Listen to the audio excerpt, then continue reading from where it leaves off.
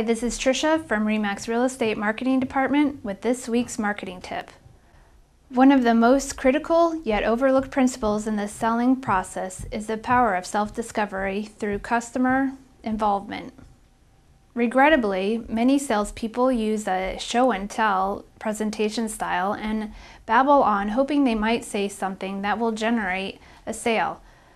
When you show or tell your prospect about your product or service, they have a tendency to doubt the information and mentally disengage from your presentation.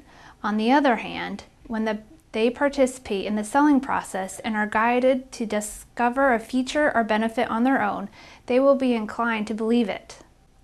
Car salesmen truly understand the value of self-discovery and prospect participation. They'll be the first to tell you that it's the actual smell of the leather and the hands-on the wheel experience of the test drive that sells the car, not the colorful brochure full of options and features. Obviously, not every product or service lends itself to a hands-on demonstration.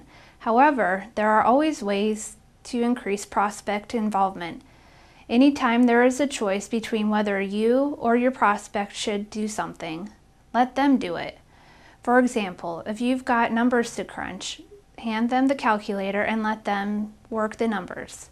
When it's time to demonstrate the benefits and features of your product, don't just show them.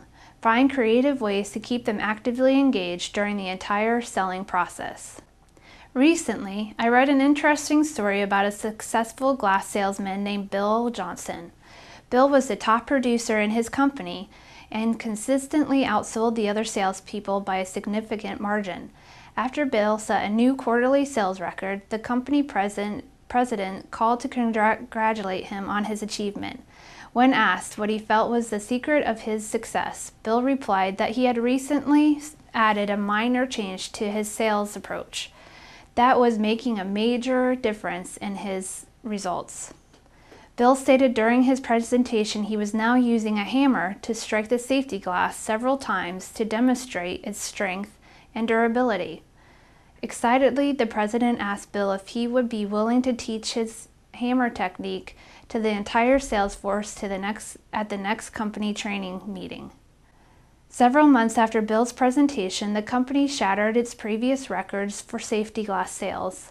The president was extremely pleased with the company-wide results, but was surprised that Bill's production was still significantly higher than the rest of the sales force. When he asked Bill if he had discovered any new techniques, Bill replied that he had recently made a subtle change in his presentation.